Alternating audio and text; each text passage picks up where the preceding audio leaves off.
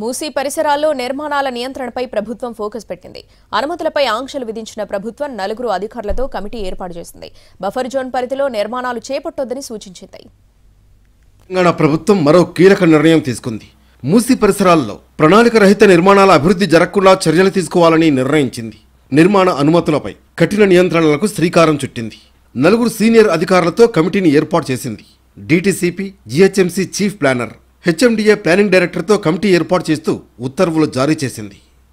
4 అధికారుల కమిటీలో Musi river development corporation JMD, DTCP director, GHMC chief planner, HMDA planning director సభ్యులుగా ఉన్నారు. మూసీ పరిసరాల్లో అభివృద్ధి పనులు, నీటి కాలుష్య నియంత్రణ, వరద నివారణ చర్యలపై ఈ కమిటీ సిఫారసులు చేయనుంది. మరోవైపు మూసీకి 50 మీటర్ల వరకు బఫర్ జోన్లో ఎలాంటి నిర్మాణాలు చేపట్టవద్దని ప్రభుత్వం ఆదేశించింది.